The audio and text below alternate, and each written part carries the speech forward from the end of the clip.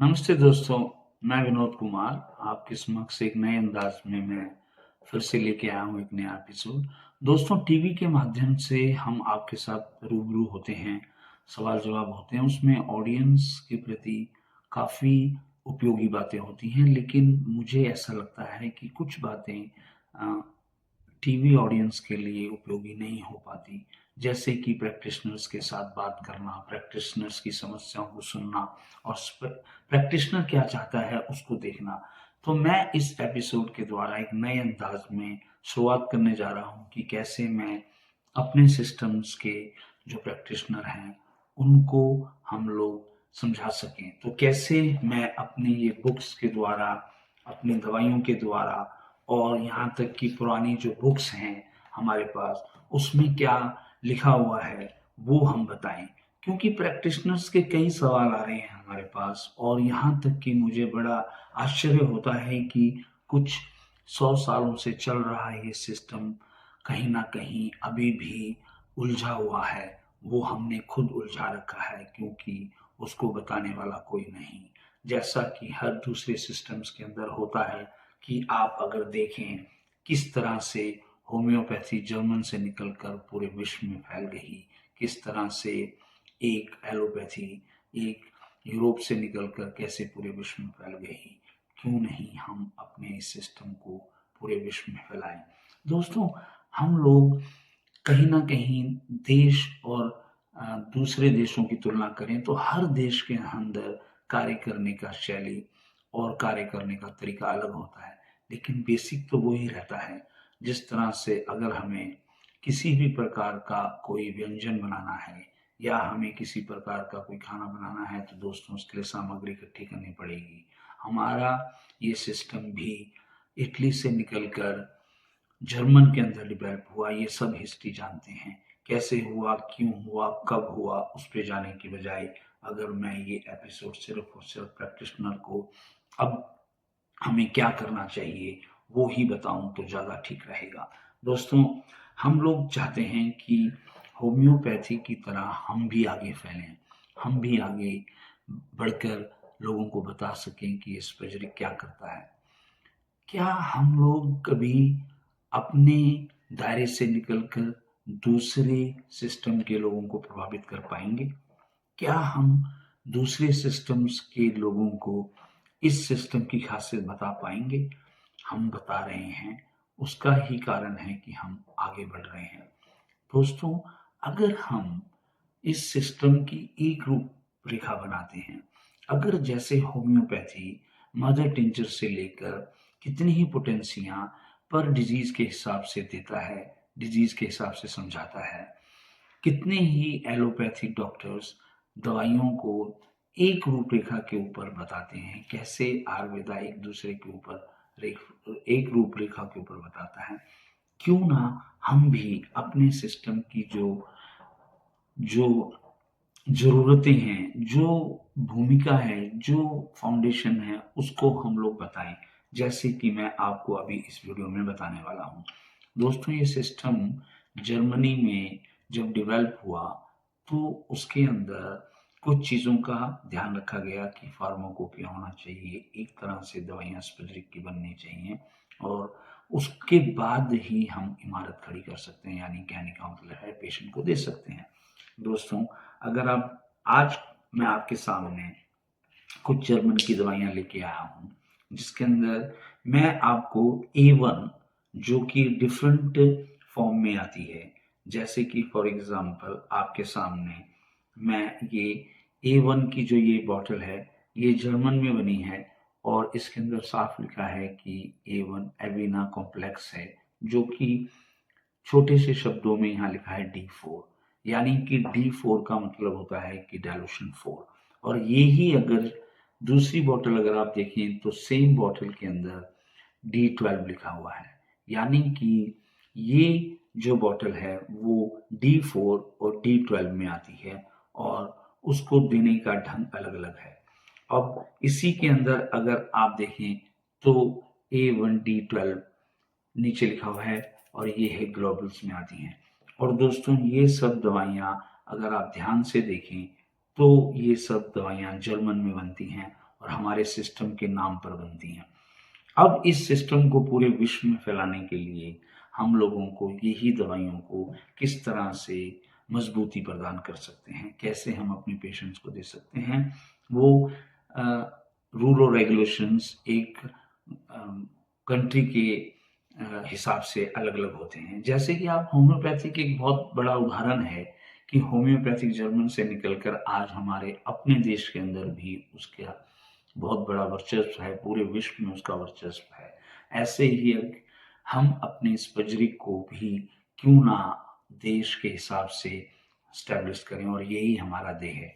अगर हम खुद ही इस बात को नहीं समझ पाएंगे कि सिस्टम के अंदर कौन सा डायलूशन होता है, अगर हम फॉर एग्जांपल एक मदर टिंचर्स या हम लोग स्पजरिक एसेंस से दवाइयों को डायलूट करके देंगे, तो क्या दूसरे सिस्टम वाले इस सिस्टम को अपना पाएंगे? सवाल बहुत ज़्यादा है, लेकिन हमें उन सब का उत्तर देना ही पड़ेगा। अगर हम किस दूसरी सिस्टम के पैथी वाले को क्या हम बताएंगे कि आप इसको एसेंस को लेके डायलूट करते चले जाइए, ये सिरदर्दी कौन लेगा?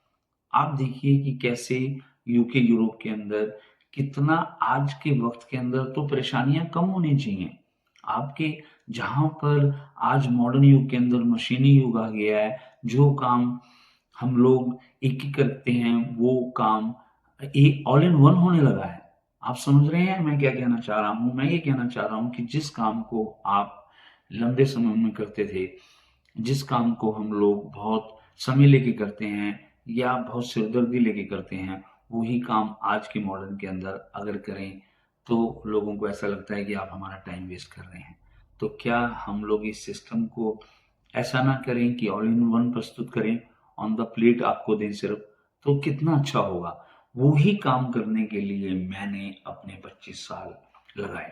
जर्मन की ये दवाइयाँ जब आपके सामने मैं लेके आया, तो वो कहीं न कहीं एक पूर्ण स्पजरिक सिस्टम के अनुरूप बनी है, हमारे फाउंडर्स के अनुरूप बनी है।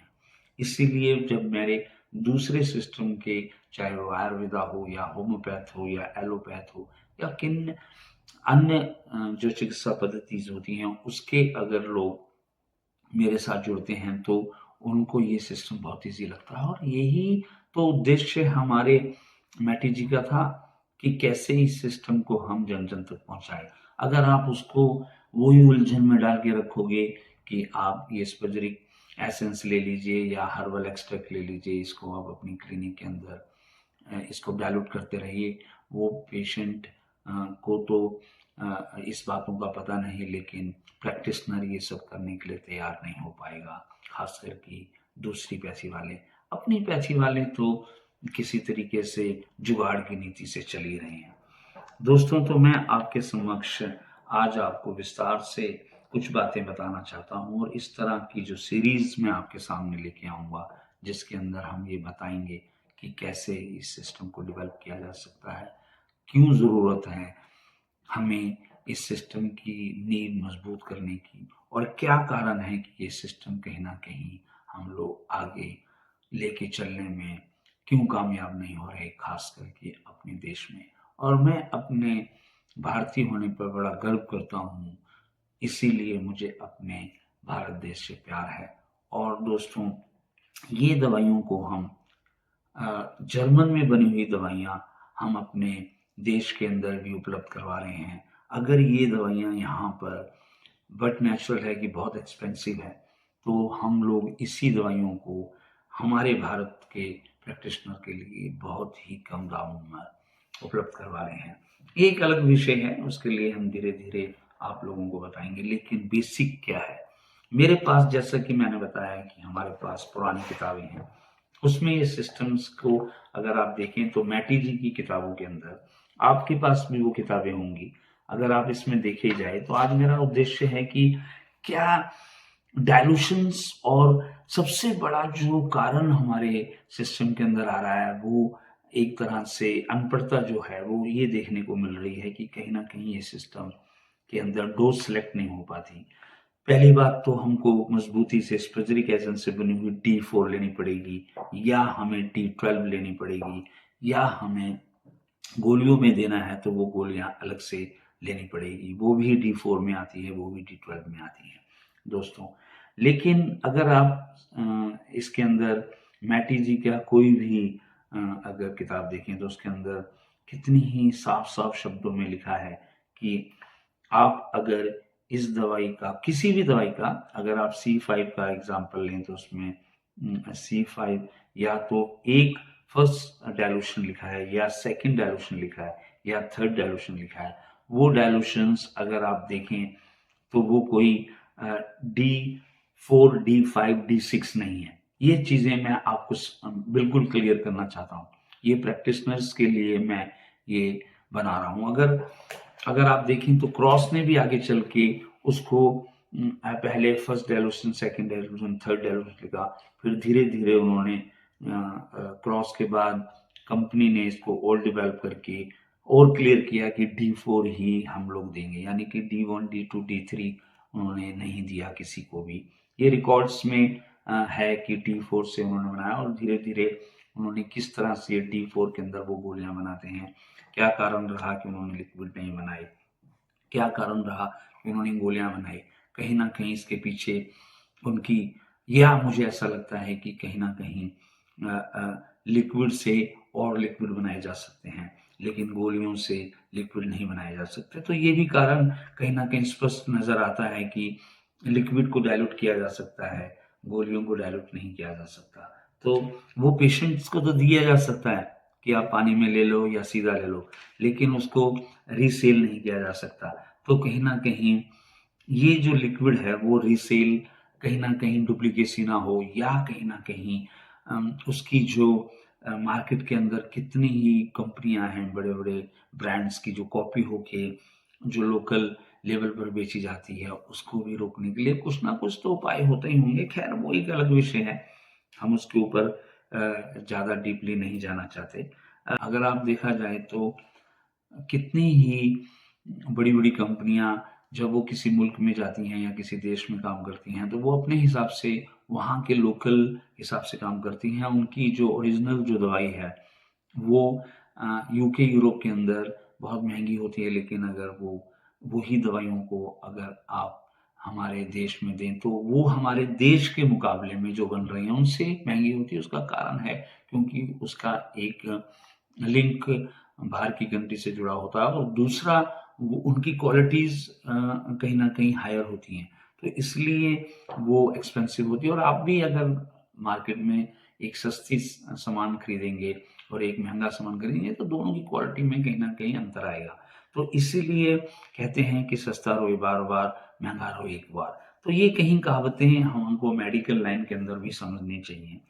तो शुरू करते हैं दोस्तों कि अगर आप डी 100 साल पुरानी किताब मैटी जी की मुझे लगता है कि ये किताब 1880 यानी कि 150 साल पुरानी, उसमें युग बदल गया।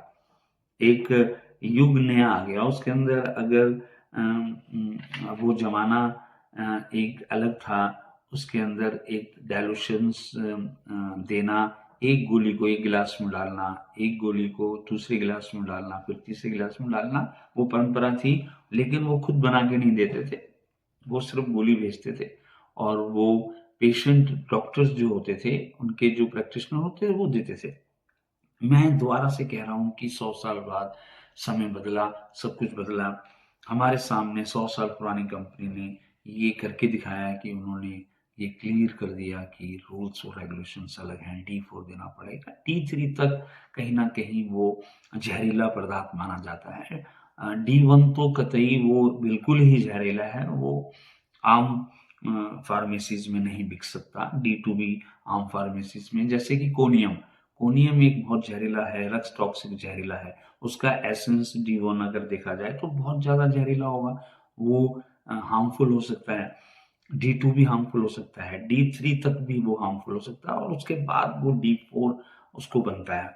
तो इस तरह से अगर आप देखें कि हमारे पास आज हम लोग बात कर A1 पर और A1 की 2 पोटेंसीज़ आपके सामने आई। तो A1 का D4 भी है और A1 का D12 भी है।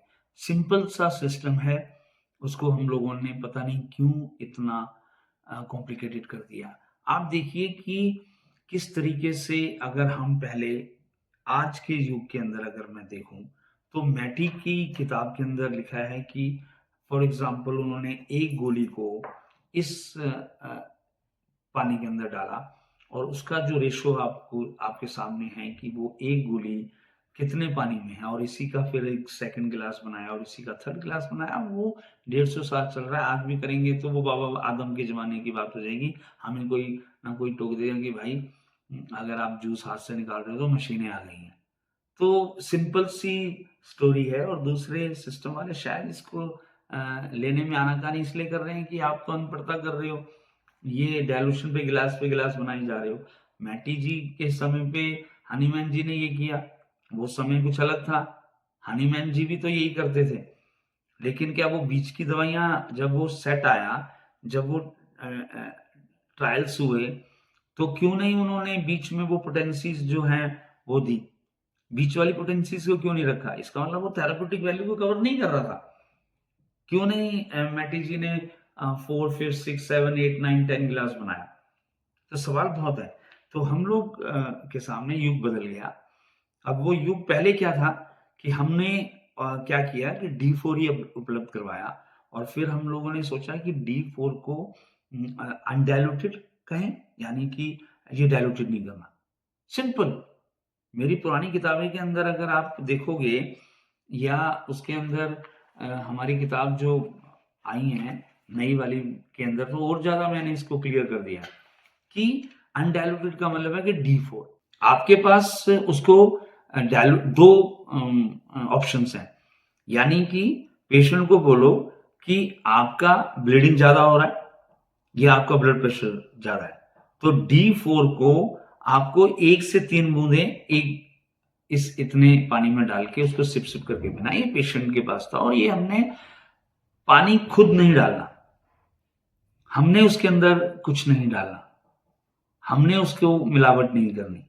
हम लोगों ने ये पेशेंट बॉटल लाई, आप देखिए ना, आप मुझे बताइए कि कंपनीज जो हैं आपको करवा रही हैं ये काम, तो लेबर तो आप बने हुए हो, आप उसके लिए कर रहे हो। सिरदर्दी तो ये सब फार्मेसी की होनी चाहिए ना, आप तक क्या पहुंचाना है? और सिस्टम भी नहीं कह रहा, सिस्टम भी कह रहा है कि आपको हम लोगों को वो एसेंस नहीं देना। अब वो अलग बात है कि वो हर्बल दे रहे हैं कि मदर टिंचर है, कि वो अलग बात है, वो स्पेसिफिक एसेंस है, वो धीरे धीरे बदलाव आ रहा है। लेकिन जो मेन टॉपिक ये है कि A4 D4 हमने क्या किया, पहले हमारे संसाधन कम थे, हमारे पास समय ज्यादा था, अब तो वो बदल गया। उसको भी 15 साल हो गए। ये जो D4 को हम गिलास में देते थे, पेशेंट आके कहने लगा कि सर मैं 2 जॉब कर रहा हूँ, पेशेंट आके कहने लगा कि मैं बहुत काम कर रहा हूँ। तो कहीं ना कहीं हमें ऐसा लगा कि अब इसके ऊपर एक रिसर्च की जरूरत है, और फिर कहीं ना कहीं साइंटिस्ट के साथ मिलकर हमने D12 की रचना की, और वो कहीं ना कहीं हमारे रेफरेंसेस में था ऑलरेडी कि एक D4 ए और एक D12 को की जरूरत पड़ेगी कहीं ना कहीं। तो हमने क्या किया, इसको अब हमने गिलास में जो पेशेंट्स लेना पड़ता था, जो कि डाइल्यूट करना पड़ता था, और जैसा कि मैंने पहले बताया कि ब्रांड्स की कॉपीज होने लग जाती हैं मार्केट के अंदर, लेकिन वो असली चीज पेशेंट तक नहीं पहुंचती। तो क्या हुआ, हमने सोचा कि क्यों ना D12 निकाल दें, क्यों लोग हमारे D12 D4 को ही डाइल्यूट करके दे रहे हैं। तो हमने उसको D12 निकाल दिया। हालांकि अगर आप देखा जाए तो स्टैंडर्ड क्या कहता है, वो हमने कम शब्दों में आपको मैं बताऊं तो D4 और D12 हमने सिरदर्दी खत्म कर दी। यही एक रिसर्चर का फायदा होना चाहिए, यही एक कंपनी का इन्वेंशन के बाद फायदा होना चाहिए कि वो बना बनाया एक प्रोसेस। आपको अगर कोई भी कंपनी बोले ये असेंबल खुद कर लो घर जाके, आपने कोई चीज खरीदी और बोला कि आप खुद असेंबल करो इसको, तो आप बोलेंगे भाई ये क्या, आपके सामने खाना ला दिया आप खुद बनाओ। तो वो एक आप खुद बोलेंगे कि क्यों भाई। ऐसे ही हम लोगों को थोड़ा सा हाई स्टैंडर्ड लाना पड़ेगा, नहीं तो अनपढ़ता रह जाएगी। तो D4 को हमने अनडाइल्यूटेड कहा, और जब इसको पानी में डाल के देना है तो डाइल्यूटेड हो गया वो, क्योंकि हमारे पास उस वक्त D12 नहीं था। अब उसकी कॉपियां करने लगे, D6 बना दिया, D7 बना दिया, D8 बना दिया। तो हमने सोचा कि नहीं, अब इसके 2 काम हम करते हैं कि एक तो पेशेंट के लिए भी प्रॉब्लम आ रही है और प्रैक्टिशनर्स भी इसको कहीं ना कहीं समझ नहीं पा रहे, तो हम उसको D12 लेके आए। अब ये कितना अनुरूप है, कितना उसके साथ अगर आप देखें तो मैंने कहा कि वो रेशो है ही नहीं। आप कह रहे हो D6 देना है, तो रेशो तो है ही नहीं मैटी जी के साथ। आप कह रहे हो कि इसको D8 देना है, रेशो तो है ही नहीं। आप कह रहे हो D9 देना है, रेशो तो है ही नहीं। तो हमने क्या किया कि क्यों ना हम दोनों प्रैक्टिशनर और हम मिलकर एक पेशेंट को एक इजी वे दें। तो हमने D12 लेके आया और दूसरी प्रैक्टिशनर से जो होम्योपैथ थे, वो आयुर्वेदा थे, जो एलोपैथी थे, जो सर्जरिक सिस्टम को अपनाना चाहते थे, वो कहते कि हमारे लिए तो और इजी कर दिया आपने, क्योंकि वो जिस बैकग्राउंड से आ रहे थे वहां पर उनको बनाने की अभ्यास नहीं था। उनको ये चीज सब स्टैंडर्ड लगता था कि क्या हम लोग पोटेंशियल्स बनाएंगे, क्योंकि हम नहीं करते। हम सीधा 30C से 200 जाते हैं और वो बनी बनाई मार्केट में मिल रही है और वो थेराप्यूटिक वैल्यू भी अलग अलग कवर कर रही है। तो हम लोग अगर D6 क्या कवर करेगा, D7 बहुत क्वेश्चन है। तो क्या करना है दोस्तों कि आपके पास A1 है, ब्लीडिंग पे काम करती है, सर्कुलेटरी पे काम करती है, लो ब्लड प्रेशर पे काम करती है, हाई ब्लड प्रेशर पे काम करती है। अब आपके पास वो दो दवाइयां आ गई। आपके पास दवाइयां आ गई कि आपने क्या करना है, D4 को अपोजिट डायरेक्शन में देना है, यानी कि नेगेटिव पॉजिटिव में देना है, यानी कि हाइपर हाइपर में देना है। अरे सिस्टम को और एक्सपैंड किया ना, सिस्टम को कहीं ना कहीं हमने साइंटिफिक बना दिया कि अपोजिट का रिएक्शन। अगर हम D4 देके ही एक सेम उसका ब्लड प्रेशर हाई और उसको D4 दे देंगे तो बढ़ जाएगा, तो उसको डायलूटेड देना है, तो हमने उसको D12 दे दिया। अब वो सिंपल पेशेंट को आप ये दे दीजिए सीधा, और वो भी अपने सीधा, अगर उसका ब्लड उसको नॉलेज है कि लो है तो वो D4 खा लेगा, अगर हाई है तो D12 खा लेगा। सिंपल हो गया, 100 बात की एक बात। तो दोस्तों कहने का मतलब ये था कि हमें समय के साथ बदलाव करना जरूरी है, तो हमने वो किया और उसका फायदा भी हो रहा है। तो आपको बहुत सिंपल सिस्टम है, बहुत सिस्टम को सिंपल तरीके से देना है, उसको सिरदर्दी नहीं देनी। तो हम लोग क्या कर रहे हैं, हम आपको सिखाना चाहते हैं कि आपके पास कोई भी केस आया और हम समय समय पर और वीडियो लाएंगे, हम आपको ये कहना चाहते हैं कि इन सारे जो मैंने अभी तक बातें की उसका सार ये है कि हम लोगों को क्या करना है, सिंपल तरीके से एक पेशेंट को हायर है कि लो है वो देखकर हमको डायलूशन वैसा दे देना है। यहां तक कि D8 की भी जरूरत नहीं पड़ेगी आपको, और बाहर की कंट्रियों में D8 अवेलेबल ज्यादा नहीं है। या तो D4 हमने किया या D12 किया, और ये जर्मन के अंदर बन रहा है दोनों, D4 भी वहां बन रहा है और D12 भी वहां बन रहा है दोस्तों, और सिर्फ D4 लिखा हुआ है और D12 लिखा हुआ है। ये बताना जरूरी है पेशेंट को कि ये पोटेंसीज आप जो ले रहे हो वो होम्योपैथी के अंदर चलती है, सी होम्योपैथी के अंदर चलती है, एक्स होम्योपैथी के अंदर चलता है। हमारे अंदर D4 चलता है, D12 चलता है, और बॉटल्स पे लिखा हुआ। और क्या हुआ, अब सिंपल सी कहानी है कि सिंपल सा तरीका है कि हाई वाले को D12 दे दो और लो वाले को D4 दे दो, देखिए फिर तुरंत रिजल्ट। और प्योर मेडिसिन है, स्पर्जरिक एसेंस से बना हुआ है, बना बनाया आ रहा है। क्यों आप इतनी सरदर्दी उठाते हो कि पहली बात तो आप हर्बल मिला उसको डायल्यूट कर रहे हो, फिर कॉन्स्टेंट रिजल्ट्स नहीं आएंगे।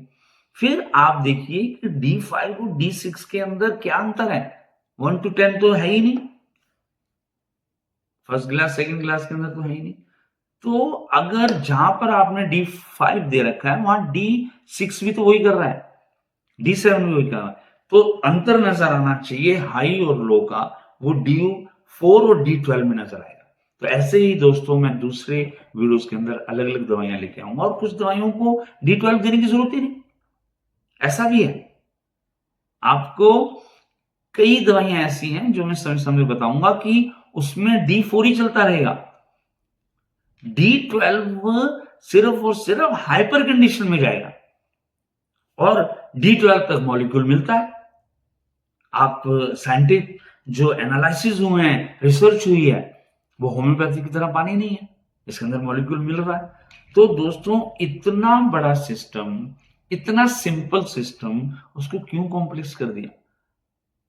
तो डिस्पेंसिंग कितनी सिंपल हो गई कि आपके पास सिर्फ D4 लेना है, D12 लेना है, आपके पास स्पेस सिर्फ और सिर्फ अपनी कैबिनेट्स में रखना है और आप इसको बड़ी क्वांटिटीज में भी ले सकते हैं, बड़ी बॉटल्स में भी ले सकते हैं।